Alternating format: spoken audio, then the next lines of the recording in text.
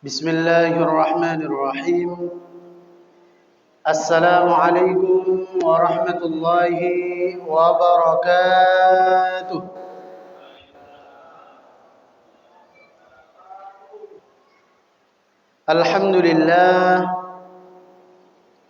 الحمد لله الذي أنعمنا بنعمة الإيمان والإسلام، والصلاة والسلام على أشرف الأنام سيدنا ومولانا محمد وعلى آله وأصحابه الكرام.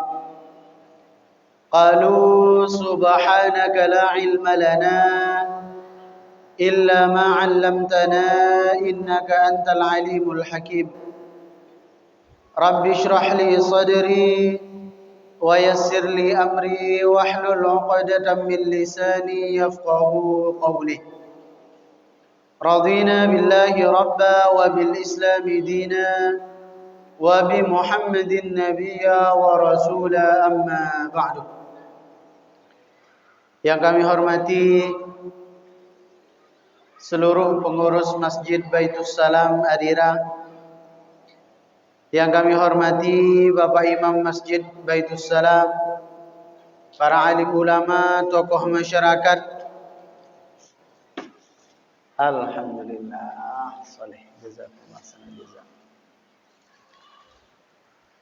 Yang kami hormati juga para alim ulama, tokoh masyarakat, serta seluruh jamaah yang hadir pada malam hari ini.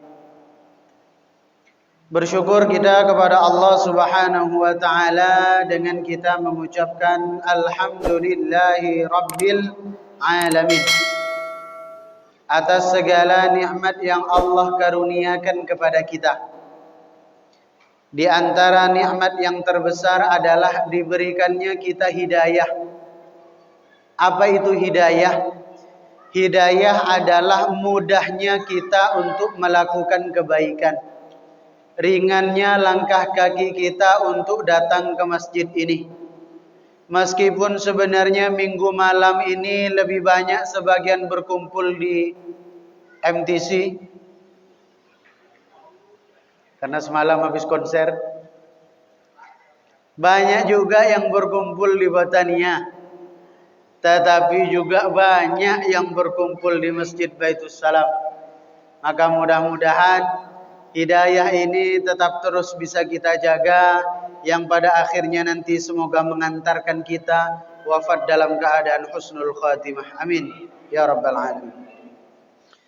Bersolawat kita kepada Rasulullah sallallahu alaihi wasallam dengan kita mengucapkan Allahumma salli ala sayyidina Muhammad wa ala ali sayyidina Muhammad. Jamaah Bapak Ibu yang dimuliakan oleh Allah Subhanahu wa taala. Pada malam hari ini kita kembali berjumpa dalam satu kajian rutin kita, yaitu mengkaji hadis dalam kitab Syarah Arba'in An-Nawawiyah, di mana pada malam hari ini kita masuk ke dalam hadis yang ke-27. Dari 40 hadis kita masuk ke dalam hadis yang ke-27. Hadis yang ke-27 ini berbeda dengan hadis-hadis sebelumnya. Kalau hadis yang ke-26 pada ahad yang lalu itu hanya berisi satu hadis saja. Hadis yang ke-25 pun juga sama, satu hadis saja. Hadis yang ke-24 sama, satu hadis saja. Tetapi hadis yang ke-27 ini berisi tentang dua hadis sekaligus. Kenapa hadis yang ke-27 langsung mencakup dua hadis sekaligus? Karena dicantumkan dua hadis sekaligus ini oleh Imam An-Nawawi disebabkan punya makna yang sama, punya pesan yang sama, meskipun dengan redaksi yang berbeda. Inti pesannya sama, inti pelajaran dan hikmahnya sama, hanya saja bahasanya yang sedikit berbeda. Hadis yang pertama diriwayatkan dari Nawas bin Sam'an, sahabat Rasul sallallahu alaihi wasallam, asli Ansor, penduduk Ansor. Penduduk Ansor ini orang Makkah atau orang Madinah? Kalau ikut kajian rutin insya Allah bisa jawab.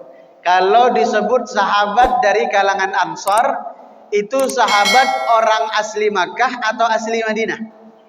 Asli Madinah. Karena kalau asli Makkah disebut muhajirin, orang yang hijrah dari Makkah ke Madinah. Sementara penduduk asli Madinah Ansor. Nah, Nawas bin Sam'an ini penduduk Ansor, asli kota Madinah. Meskipun kemudian beliau nanti pindah setelah Rasulullah wafat, itu beliau pindah ke Syam. Syam itu kalau di zaman sekarang berubah namanya menjadi Suriah. Sampai kemudian beliau wafat di sana, di Suriah. Apa bunyi hadisnya? Anin Nabi sallallahu alaihi wasallam. Dari Nabi sallallahu alaihi wasallam qal, beliau bersabda. Apa sabda Nabi? Al-birru, apa itu kebaikan? Kemudian dijawab oleh Rasulullah, kebaikan adalah husnul khuluq, akhlak yang baik, budi pekerti yang baik. Wal ithmu, sementara dosa adalah atau keburukan adalah mahaka fi nafsika, apa yang membuat hati kita gelisah. Wa karihta ayyattali'a alaihin nas, dan kita tidak senang, tidak suka kalau menampakkan itu di hadapan manusia. Jadi hadis pertama ini berisi tentang kebaikan itu apa? Kata Rasulullah, kebaikan itu adalah akhlak yang baik. Kebalikannya, keburukan itu apa? Keburukan itu ciri-cirinya, kata Rasulullah, apa yang membuat hati kita tidak nyaman, gelisah. Dan kita tidak suka kalau perbuatan itu nampak di hadapan manusia lainnya. Berarti itu dosa. Ciri-cirinya. Hadis yang kedua, sebelum kita bahas satu persatu. Hadis yang kedua diriwayatkan oleh Wabisah bin Ma'bad. Sama. Wabisah bin Ma'bad adalah kalangan Ansor juga, yang kemudian beliau masuk Islam beserta keluarganya. Datang berbondong-bondong, ada emak, ada bapaknya, ada abang, ada adiknya, datang ke Rasulullah untuk mengucapkan 2 kalimat syahadat pada tahun ke-9 Hijriah. Berarti di masa-masa terakhir nih. Karena Nabi wafat tahun 11. Nabi itu wafat tahun ke-11 Hijrah di kota Madinah. Sementara Wabisah bin Ma'bad baru memeluk agama Islam pada tahun ke-9. Berarti kurang lebih 2 tahun, tidak sampai 2 tahun bersama Nabi sallallahu alaihi wasallam. Nah, berbeda kalau hadis yang pertama tadi itu tiba-tiba Rasulullah bersabda. Tapi hadis yang kedua ini berbeda. Hadis yang kedua ini kasusnya sahabat yang datang kepada Rasulullah. Maka kata Wabisah bin Ma'bad, ataitu Rasulullah sallallahu alaihi wasallam, aku datang menemui Nabi sallallahu alaihi wasallam. Kata Wabisah, ketika saya menjumpai Nabi, Belum lagi saya mengatakan apa-apa, tiba-tiba Rasulullah mengatakan begini.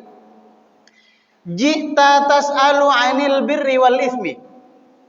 Benar tidak kalau kamu menjumpai saya ingin bertanya tentang apa itu kebaikan dan apa itu keburukan? Jadi Rasulullah itu luar biasa. Belum lagi sahabat mengutarakan maksudnya, Rasulullah sudah bisa menebak. Kalau ada yang menyangkal di zaman sekarang, oh kalau cuma begitu dukun di kampung kami bisa juga, oh Ustaz. Kita belum ngomong apa-apa dia sudah menebak. Mau pilkada ya, misalnya. Mau usahanya laris ya, misalnya. Sama juga itu Pak Ustaz. Apa bedanya dengan Rasulullah? Beda. Kalau kasyaf itu apa ya? Tabir tentang sesuatu yang gaib sudah dibuka oleh Allah, maka kita bisa mengetahui sesuatu yang gaib. Salah satunya tentang maksud hati seseorang.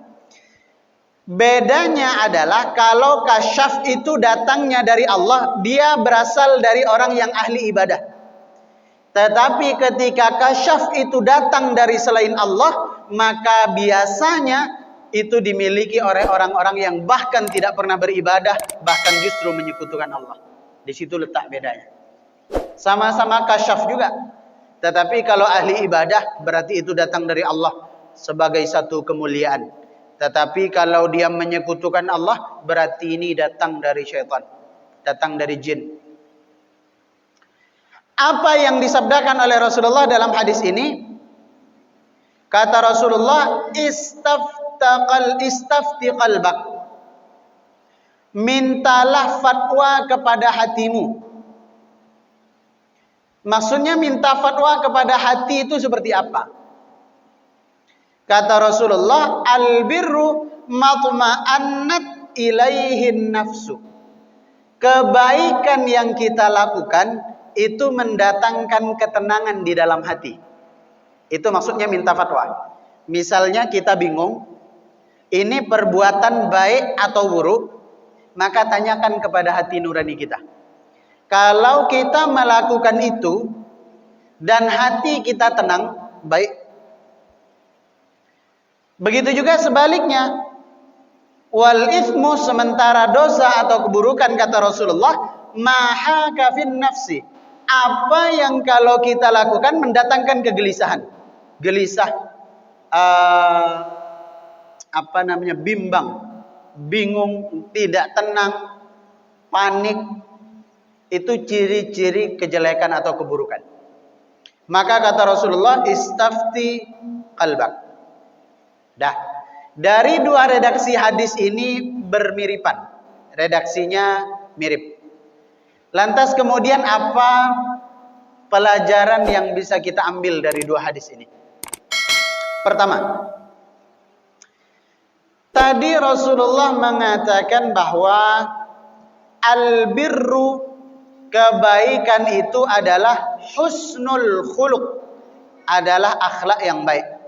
Albirru itu apa? Albirru itu segala bentuk kebaikan dan ketaatan itu masuk dalam kata-kata albirru. Contoh, kita berbuat baik dengan tetangga, itu albirru. Kita mengucap salam ketika berjumpa di jalan, itu albirru. Hormat kepada yang tua, sayang kepada yang muda, itu albirru. Takzim kepada ulama, mendidik kepada santri, albirru. Makanya seringkali kata-kata birru disandingkan dengan kewajiban kita berbuat baik kepada orang tua. Di dalam Al-Quran dan di dalam hadis disebutnya dengan istilah birrul walidain. Berbakti atau berbuat baik kepada kedua orang tua. Kenapa menggunakan kata-kata birru? Seakan-akan Allah memberikan pesan kepada kita bahwa kebaikan yang kita lakukan, apapun jenis kebaikannya, harus untuk orang tua. Misalkan kita rata-rata perantau. Ada perantau itu di antara kita yang barangkali rajin mengirimkan uang ke kampung, ke orang tua yang di kampung. Rajin mengirimkan uang itu albirru. Tetapi kita tidak bertanya kabar, hanya sebatas kirim uang saja. Kabar gimana tak pernah ditanya. Itu bukan albirru.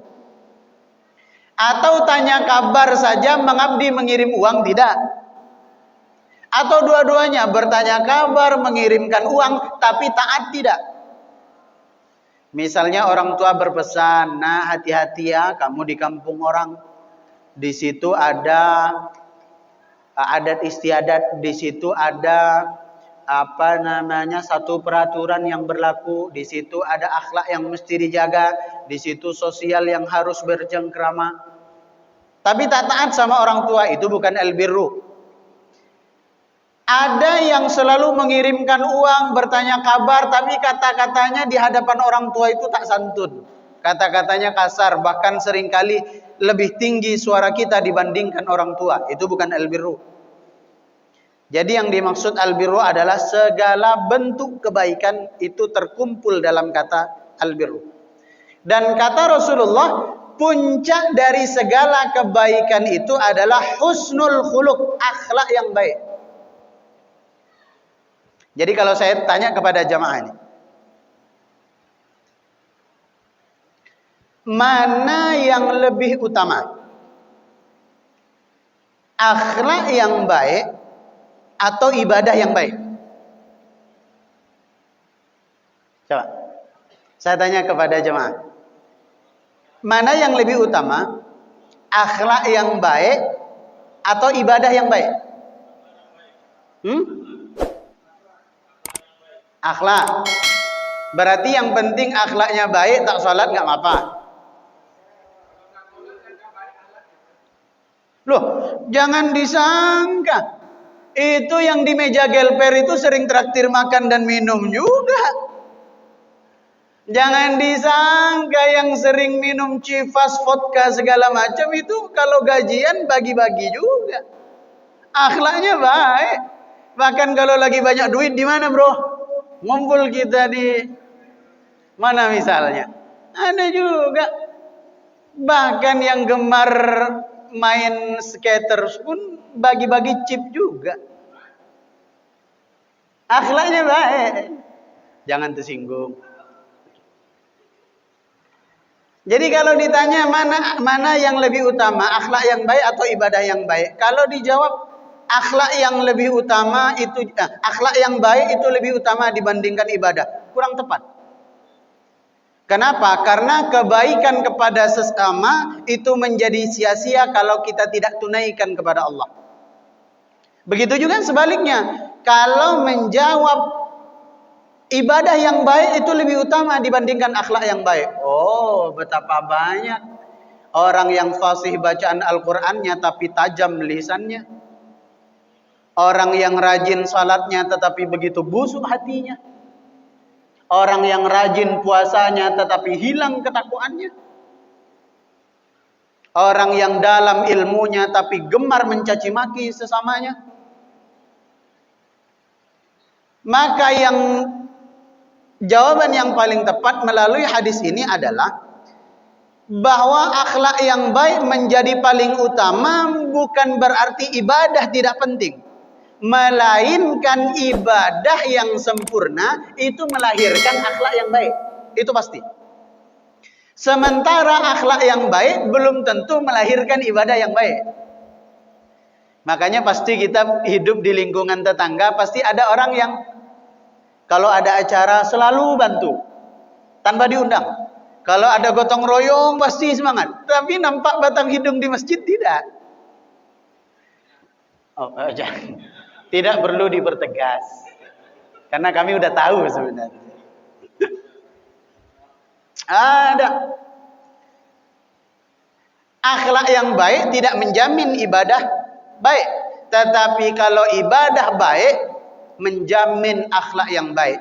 Artinya kalau ada orang yang beribadah, tapi ternyata belum melahirkan akhlak yang baik, ada yang salah dengan ibadah yang dilakukan. Pasti. Mungkin niatnya salah, mungkin ilmunya kurang. Hanya dua kemungkinan itu saja. Maka jamaah yang dimuliakan oleh Allah Subhanahu wa taala, akhlak ini menjadi kedudukan yang paling tinggi dalam kita beragama. Bahkan satu hadis yang paling familiar, innama bu'itstu li utammima makarimal akhlak. Poin yang paling penting diutusnya Rasulullah di tengah-tengah kita manusia adalah makarimal akhlak, menyempurnakan akhlak. Maka akhlak ini menjadi kunci. Kalau kita puasa ternyata belum jujur juga, ada yang salah dalam puasanya. Kalau kita sholat ternyata masih memutus silaturahim, ada yang salah dengan salatnya. Kalau kita baca Quran ternyata mulut masih tajam, hati seringkali berprasangka buruk kepada yang lain, ada yang salah dalam baca Qurannya. Pasti. Maka kata Rasulullah, al-birru, puncak dari segala kebaikan itu adalah akhlak yang baik. Dan akhlak ini jamaah yang sekarang menjadi krisis. Kenapa saya katakan krisis? Banyak dengan alasan memperjuangkan ibadah sampai meninggalkan nilai-nilai akhlak. Banyak. Bahkan orang yang menyampaikan ilmu tentang ibadah di mimbar dengan cara yang tidak berakhlak. Padahal akhlak itu puncak dari segala kebaikan. Ya. Hikmah yang kedua dari hadis ini bahwa Allah Subhanahu wa taala membekali manusia, siapapun, mau laki-laki, mau perempuan, mau muslim tak muslim. Sebenarnya Allah sudah membekali hati manusia, membekali diri manusia itu dengan qalbun, dengan hati. Dan hati itu yang akan menjadi sensor. Ibarat mobil, hati itu sensor. Ibarat mesin, hati itu filter. Tujuannya apa? Untuk kemudian nanti mendeteksi apakah yang kita lakukan itu benar atau salah. Yang kita lakukan itu baik atau buruk. Karena hati ini tidak bisa bohong. Contoh jemaah. Misal ada pencuri, ini udah kelas profesional lah pokoknya mencurinya ini. Ketika dia melakukan aksi pencurian, itu pasti di dalam hatinya pasti mengatakan ini tak betul. Ini salah, mencuri itu tidak baik, pasti. Hatinya itu pasti menolak. Misal, jamaah sudah terbiasa sholat 5 waktu. Kemudian tiba-tiba malas sekali. Kelewatlah waktu zuhur misalnya. Ketika kelewat waktu zuhur, saya yakinnya hati ini ngomong, tak sholat pula. Pasti itu ada. Itu yang dimaksud sensor. Itu yang dimaksud kata Rasulullah, ciri-ciri perbuatan dosa itu apabila kita melakukannya membuat hati ini tak tenang. Maka kalau kita melakukan sesuatu, mengerjakan sesuatu, dan hati kita itu tidak tenang, gelisah, bingung, kemudian galau, bimbang, berarti kemungkinan besar ini salah, ini dosa. Dan ciri-ciri yang kedua kata Rasulullah, dosa itu tidak hanya mendatangkan kegelisahan, tetapi ciri yang kedua, kita tidak senang kalau itu tampak di hadapan manusia lainnya. Waduh, takut ketahuan tetangga nih. Berarti yang dilakukan itu pasti tak betul. Takut ketahuan orang nih, yang dilakukan itu pasti tak betul. Maka kata Rasulullah, gampang saja. Dosa itu dua ciri-cirinya, dan hati kita sudah bisa mensensor itu, sudah bisa tahu itu. Apa yang membuat kita gelisah ketika melakukan, dan kita tidak senang itu ditampakkan kepada orang. Begitu juga sebaliknya, kebaikan itu adalah yang kalau kita lakukan itu menenangkan, membuat hati tenang. Ingat, bukan membuat hati senang, tapi membuat hati tenang. Karena senang dan tenang berbeda. Ada di antara kita yang kemudian ketika akhir pekan pikiran mumet, jalan-jalan ke pantai. Healing Pak Ustadz, healing. Jalan ke pantai, hatinya senang atau tidak? Ya pasti senang, namanya juga jalan-jalan. Tapi tenang atau tidak? Nah ini bukan satu jaminan. Bukan satu jaminan.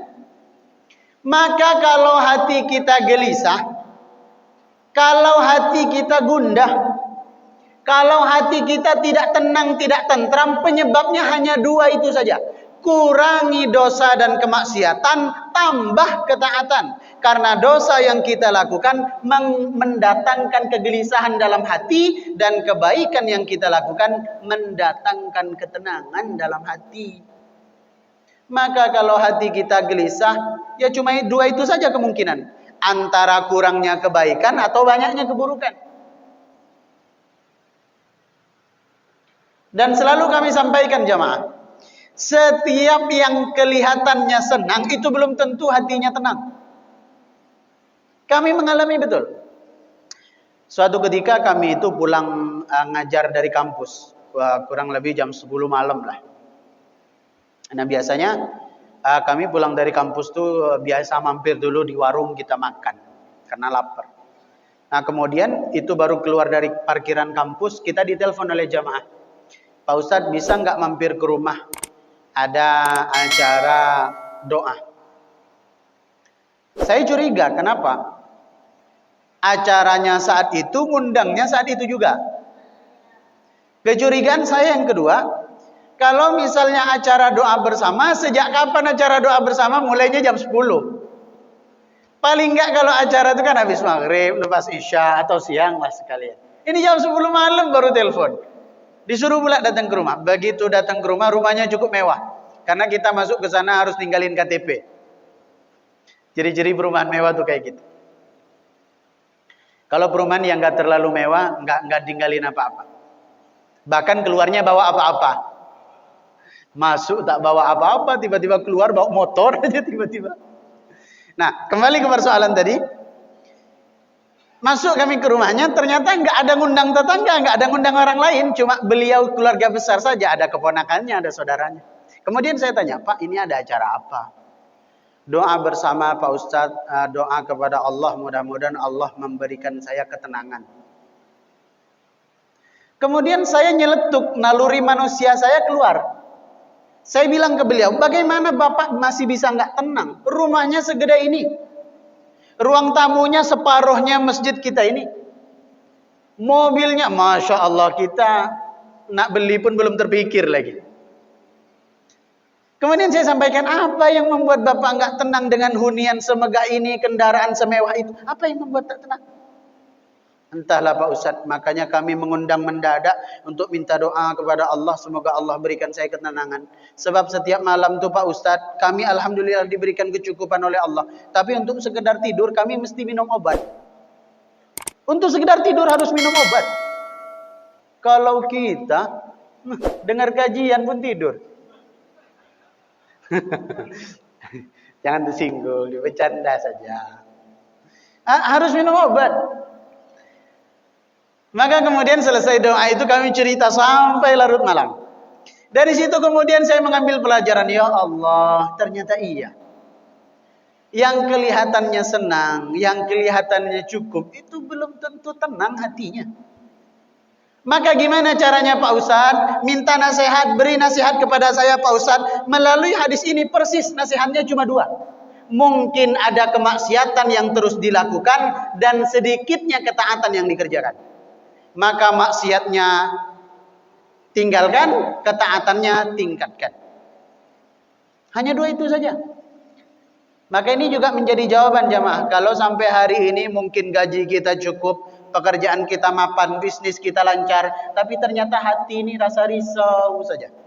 Hati ini rasa tak tentram, hati ini rasa gelisah saja. Hanya dua kemungkinan. Banyaknya maksiat atau sedikitnya taat. Pelajaran berikutnya dari hadis ini bahwa kan tadi kita singgung kata Rasulullah untuk memilih dan memilah ini baik atau tidak, tanya kepada hati, minta fatwa kepada hati. Kalau hatinya tenang, baguslah tuh. Kalau hatinya gelisah, buruklah tuh. Apakah ini selalu selalu menjadi patokan? Maka diperjelas oleh para ulama. Maksudnya kata Rasulullah, yang diminta fatwa kepada hati kita itu tentang sesuatu yang halal haramnya belum diatur jelas di dalam syariat. Tetapi kalau di dalam syariat yang sudah jelas dihukumi haram, jangan pula nanti pulang dari sini, oh kami dapat pelajaran dari hadis yang ke-27. Apa? Kalau kita lakukan tenang, betul lah tuh. Emang apa yang Bapak lakukan? Saya itu kalau berjudi Pak Ustaz, tenang luar biasa. Itu pula lah alasannya. Pak Ustaz, kalau saya mabuk nih Pak Ustaz, memang adalah ketentraman dalam hati saya itu. Ini keliru. Karena memang bertanya kepada hati terhadap sesuatu yang memang sudah jelas haram. Maka yang dimaksud minta fatwa ke dalam hati ini terhadap sesuatu yang belum kita ketahui ini baik atau buruk. Maka kalau hati kita gelisah, itu dipastikan salah. Contoh yang paling gampang saja. Ini cerita tadi pagi. Ada jamaah tanya begini, beliau kerja di bagian tertentu lah, pengantaran bensin. Dia bertanya begini, Ustaz, ketika kita masukkan minyak, entah itu Pertalite, Pertamax, apapun, dari tangki ke apa itu yang ditanam di SPBU itu, ya tangki juga ya biasanya. Dimasukkan ke dalam tangki itu kan pakai selang ya. Nah, itu seringkali tidak dimasukkan semua. Tidak dimasukkan semua, terkadang dalam satu pipa, dalam satu selang itu tersisa 5 liter, 10 liter dalam satu selang. Karena tidak tuntas dimasukin semuanya, jadi tersisa. Tersisa di selang. Nah, pertanyaan saya Pak Ustadz, ketika sisa di selang itu saya ambil lah pakai botol aqua, pakai segala macam tempat, atau langsung dimasukkan ke mobil, dimasukkan ke motor misalnya. Itu halal atau tidak sih sebenarnya Pak Ustaz? Maka langsung saya tanya, Bapak kenapa tanya begitu? Hati saya ini risau Pak Ustaz. Hati saya ini gelisah, ini boleh atau tidak nih sebenarnya? Nah, itu jawabannya. Kata Rasulullah, salah satu ciri dosa itu mahaka fi nafsika. Ketika kita lakukan, kita gelisah. Ini macam tak betul lah macam seperti ini. Ya itu letak jawabannya. Itu yang dimaksud kata Rasulullah, minta fatwa ke dalam hati. Terhadap sesuatu yang belum kita tahu apa hukumnya, kalau hati kita tenang, betul lah tuh. Tapi kalau hati kita tak tenang, kemungkinan besar itu salah. Jamaah yang dimuliakan oleh Allah, jam 7 lewat 15 menit. Isya lewat berapa? Hah? 30. Masih ada 15 menit. 14 menit. Barangkali ada pertanyaan dari jamaah sesuai dengan tema, boleh, di luar tema juga kami persilakan.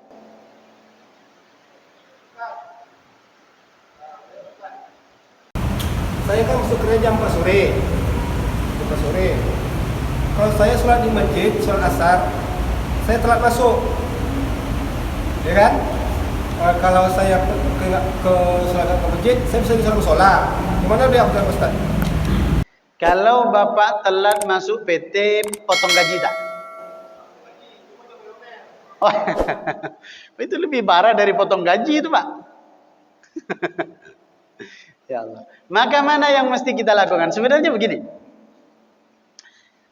Bapak keluar dari rumah berangkat kerja itu merupakan satu kewajiban. Karena berniat untuk menafkahi istri dan anak. Dan Bapak sholat itu juga menjadi satu kewajiban. Sholat itu kewajiban, bekerja itu kewajiban. Tapi berjamaah itu pilihan. Maka saya tanya tadi dulu, kira-kira ada madarat yang besar nggak kalau telat? Ternyata nggak dipotong gaji, tapi diomel. Atau bahkan ngomel-ngomel, ujung-ujungnya SP nanti misalnya. maka kita bisa memilih sholat berjamaah meskipun tidak di tempat biasa kita sholat. Tak bisa di Masjid Baitul Salam Harira, berangkat lebih awal untuk nanti kita sampai di musola perusahaan di mana tempat kita kerja aja. Udah sholat, bang, pak, bro, udah sholat. Kita sholat berjamaah, sama pahalanya. Jadi kewajibannya tidak terbengkalai kepada manusia sebagai tugas mencari nafkah. Kewajiban kepada Allah tidak berkurang karena kita tetap melakukan sholat secara berjamaah. Dan mudah-mudahan Allah memberikan keberkahan kepada pekerjaannya, karena di tengah-tengah mepet waktu sholat dan waktu kerja, beliau masih memikirkan gimana caranya bisa sholat berjamaah. Karena banyak juga di antara kita, Pak, kerja tidak, tak sholat juga. Padahal banyak sekali waktu luang. Sekali lagi, semoga Allah berikan keberkahan. Yang jelas, disiasati supaya tetap mendapatkan sholat berjamaah tanpa harus telat ke tempat kerja. Wallahu a'lam bishawab. Ada lagi jamaah, silakan. Boleh mau nanya Pak Ustaz? Nah, ini cerita kecil-kecil saya dulu nih di masjid. Nah, dia di masjid itu ada kecurian yang namanya kotak infak. Jadi semua jamaah masjid melakukan yasin lah, ada kehilangan nih di masjid, misalkan apalah yasin, tapi orangnya tuh balik dengan balik datang ke masjid dengan sudah berbeda dia. Apakah itu boleh Pak Ustadz? Karena kiai-kiai dulu kayak gitu Pak Ustadz. Jadi kalau ada kehilangan kotak infak, kita yasinan nih semua, nanti orang tuh datangnya sudah stres gitu Pak Ustadz. Datang ke masjid udah stres. Karena jamaah itu ada kiai yang bisa gitu kan Pak. Itu apakah boleh kayak seperti perdukunan gitu kan? Orang sudah ya kan baca yasin, cuman orang tuh kok bisa balik gitu. Dengan sudah di luar dari misalkan stres gitu kan. Nah, itu aja Pak Ustadz yang saya tanyakan. Boleh atau enggak gitu Ustadz? Harapan saya mudah-mudahan kotak infak di masjid tersebut terus-terusan hilang. Kenapa? Biar rajin baca surat Yasin. Karena kalau tak hilang tak baca Yasin. Ini canda saja, bukan jawaban seriusnya. Sekarang jawaban seriusnya. Apakah itu boleh hal-hal yang demikian? Sekali lagi begini. Baik itu bacaan Al-Quran, baik itu orang yang membaca Al-Quran diberikan kemuliaan oleh Allah Subhanahu wa ta'ala dan ada fadilah tersendiri. Dengan fadilah itu kemudian Allah berikan jalan keluar atas setiap persoalan, boleh. Itu tidak dikatakan praktek perdukunan, karena yang dibaca surah Yasin dan minta doanya kepada Allah, kecuali yang dibakar menyan dan kemudian tanyanya kepada jelangkung. Nah, itu baru perdukunan.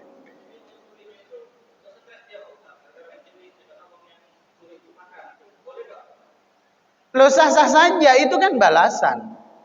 Itu kan balasan. Itu kan balasan bagi orang yang berbuat. Loh, untung dibalasnya cuma di dunia. Kalau balasnya nanti di akhirat, kan lebih dahsyat lagi. Makanya hukum agama Islam itu kalau sudah diterapkan di dunia, maka nanti bebas di akhirat. Sebagaimana dulu seorang perempuan yang datang kepada Rasulullah, saya telah berzina ya Rasul. Ya udah, tunggu kamu melahirkan. Ketika ngelahirin, datang lagi ke Rasul. Ya Rasul, saya sudah ngelahirin. Susui dulu anakmu 2 tahun. Setelah 2 tahun datang lagi kepada Nabi, kemudian dia dirajam sampai meninggal dunia. Sahabat yang lain itu mencibir, dasar perempuan itu terhina dia. Karena dia mati dalam keadaan dirajam karena berzina. Kemudian Rasulullah marah.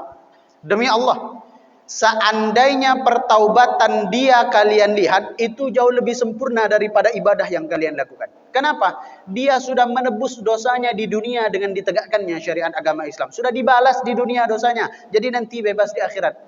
Yang kita khawatirkan adalah orang berbuat salah masih bebas di dunia. Itu yang kita khawatirkan. Kenapa? Kata Allah, kalla wa yuakhiruhum ila ajalin qarib. Allah akan tunda azabnya yang lebih pedih lagi di akhirat.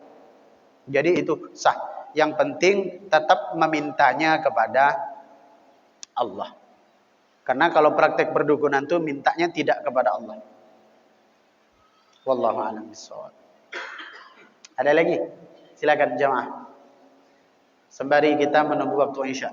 Masalah hukum tadi. Kalau udah seandainya nih ada orang mencuri, dia di penjara, jadi kan udah dihukum di dunia, di akhirat udah pasti hukum itu nggak diulang lagi kan Ustaz dosanya? Maksud balasannya? Ya balasannya. Menurut hadis Nabi Sallallahu Alaihi Wasallam dan juga di dalam Al-Quran, kesalahan yang telah dijalankan hukumannya di dunia, maka dia terbebas dari hukumannya di akhirat. Apakah itu betul termasuk misalnya kita penjara Pak Ustadz? Kan di dalam Islam nggak ada penjara. Syariat agama Islam kan nggak ada penjara. Kalau nyuri, potong tangan. Berzina, bukan potong burung ya, bukan. Dirajam, tergantung dia sudah menikah atau tidak. Tetapi kalau hukuman sudah dilakukan di dunia, maka dia terbebas dari siksaan akhirat. Itu kata Rasulullah SAW. Apakah penjara itu masuk juga dalam hukuman itu Pak Ustaz? Wallahu a'lam. Karena ada yang nyuri 100.000 penjaranya 2 tahun, yang nyuri 1 triliun bebas makan nasi padang di mana-mana.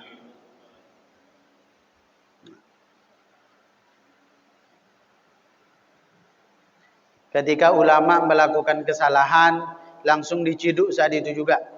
Ketika artis yang melakukan kesalahan dibebaskan karena kesopanan. Dahsyat.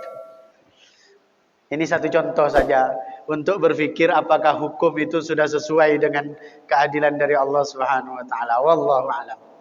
Yang jelas adalah saya menjawab ini bukan untuk nanti Bapak coba-coba. Ini kalau saya di penjara nanti di dunia apakah nanti terbebas? Di akhirat mencuri saja. Baik jemaah, silakan. Ada lagi? Cukup? Cukup ya? Baik, kalau tidak ada lagi kita tutup majelis yang mulia ini dengan membaca doa untuk majelis. Subhanakallahumma wa bihamdika asyhadu an la ilaha illa anta astaghfiruka wa atubu ilaik. Kurang dan lebih mohon maaf. Wabillahi taufiq wal hidayah. Wassalamualaikum warahmatullahi wabarakatuh.